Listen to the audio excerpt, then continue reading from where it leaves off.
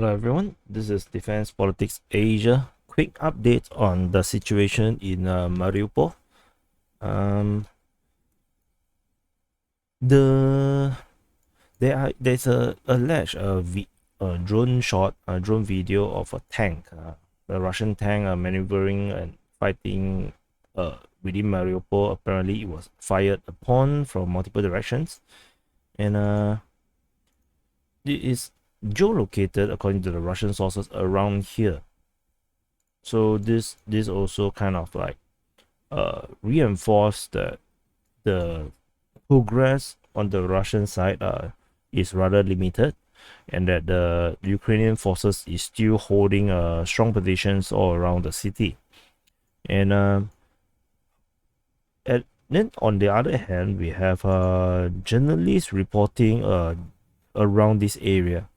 So I have actually placed this here, and then I put a 3 kilometer kind of like around 3 kilometers radius, because the Russian forces are unlikely to allow a journalist to go too near to the front. So I believe that in the 3 kilometers radius, I believe that they have already cleared Ukrainian forces around this 3 kilometers radius, which allows them to safely report there.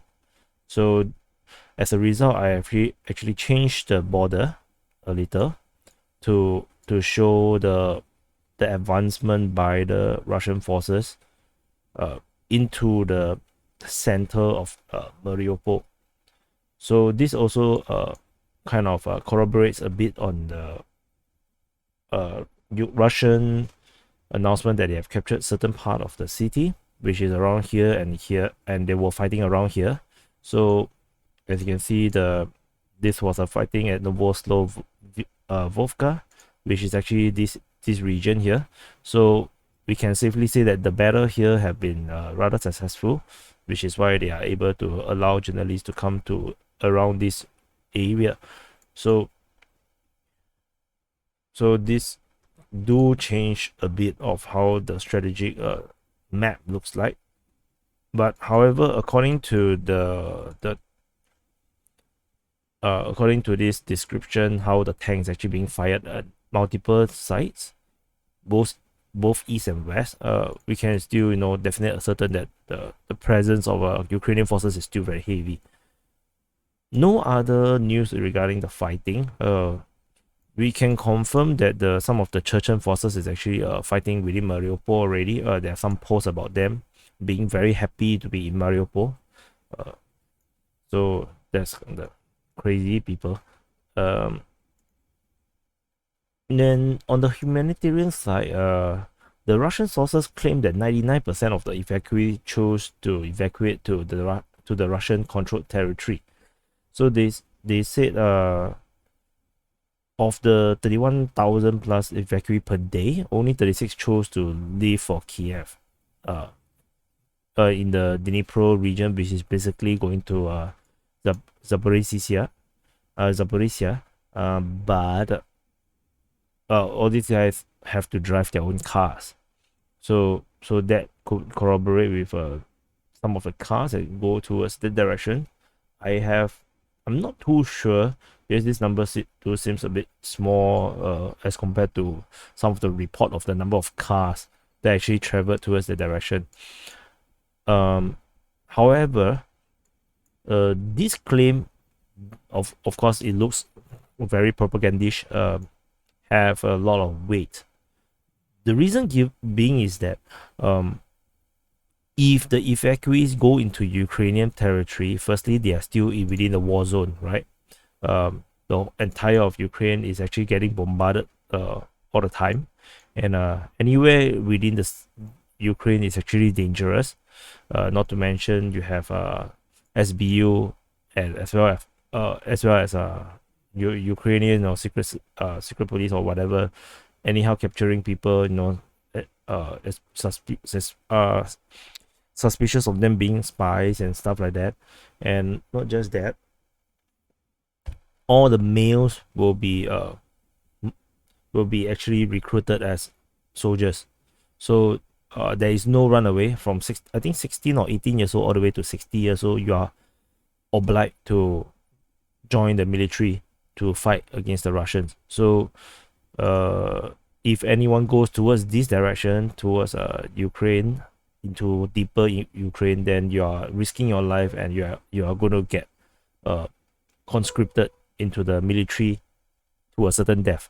So it is as such not surprising that 99% of them will actually choose Russian territory to evacuate to prevent to actually run away from conscription. And this also might also be affected by the alleged atrocities by the Azov battalion and the Ukrainian forces that's within Mariupol, where they are allegedly using civilians as a human shield, allegedly, and they probably are the people who have the best view of how the Ukrainian fighters behave and how they talk and how they treat the civilians. So if the claims that they treated the residents of Mariupol badly and treat them as a human shields, misuse their house as firing points, then it does corroborate with this claim that most of them will actually trust the Russians more, especially as they evacuate. They will actually see the difference between the behaviors of the Russian soldiers, the Donetsk soldiers, versus the Ukrainian side, where they are more desperate in fighting this defensive war that is being fought within Mariupol. So this is just something to think about. Of course, you can claim this is propaganda. So I have to agree it's propaganda, but propagandas can be based on facts or truth. They can also be based on lies and manipulations. So whether this is manipulated, fake, or what, I have no idea. I just reporting. So there is this this situation. The Ukrainians. Okay, let's go by the explosion first. The Dramatheatre, which is this looks like this bit.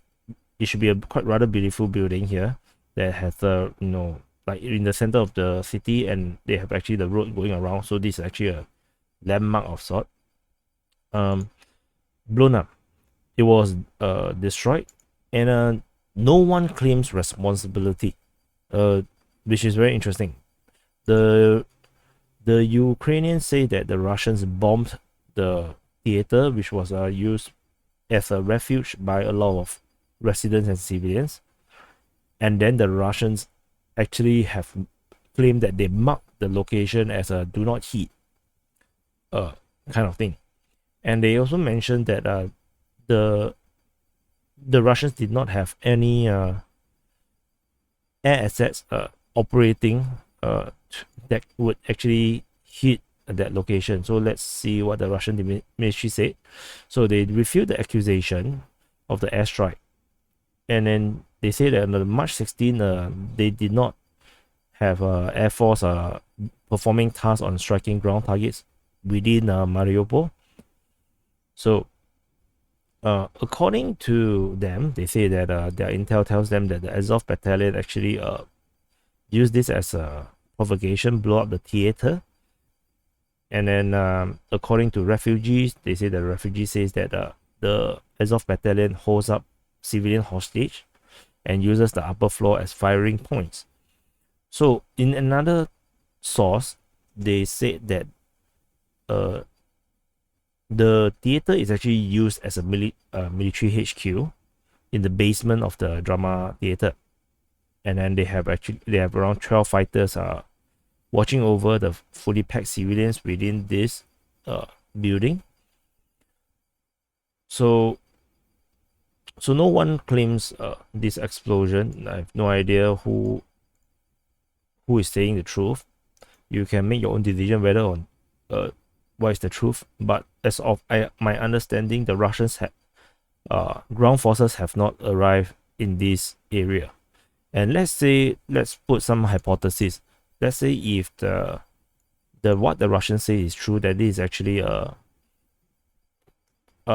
tactical HQ or a military HQ for the Ukrainian side, and then they decided to move to a safer location because the front is getting closer and closer, and they have a lot of civilians within the theater. And let's say if the Russians claim that the Ukrainians have a lot of atrocities and have not treated civilians well, they would want to shut them out.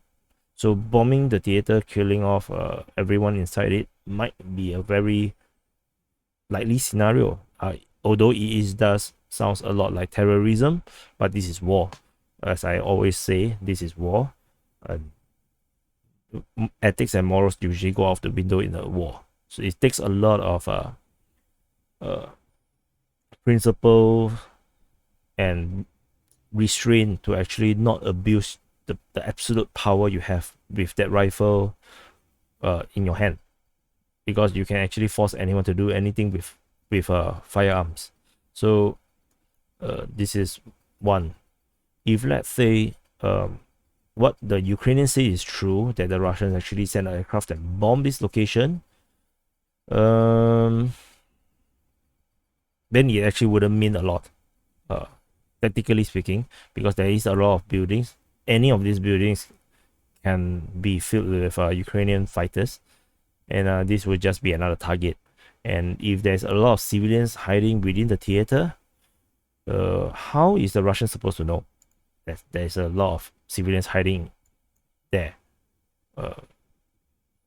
Shouldn't they be hiding in their house or all these buildings, especially those that are Soviet era, where they have bunkers beneath the building?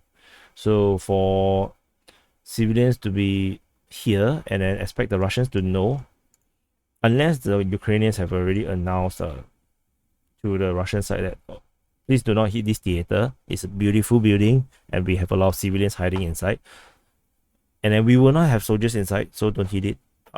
Something like that, then I believe it makes a lot of sense. So you can make your own judgment on that. I don't really care about the ethics and morals in this war that much, because it's a war, and if I get too involved emotionally, then it's not possible to report this war. But I have to still share about all this kind of humanitarian things, because it will have implications in terms of the geopolitics and the political settlement after the war ends. And I'm planning to continue the coverage even when the war ends. So maybe not on the daily basis or on an event basis. So this is actually the report for Mariupol. So the if in summary is basically this change of border, which that means the Russians have made progress, as well as some other whatever thing that is not really important to the battlefield situation. So yeah, just a not so quick but quick update on the siege of Mariupol, and I'll see you in the next update.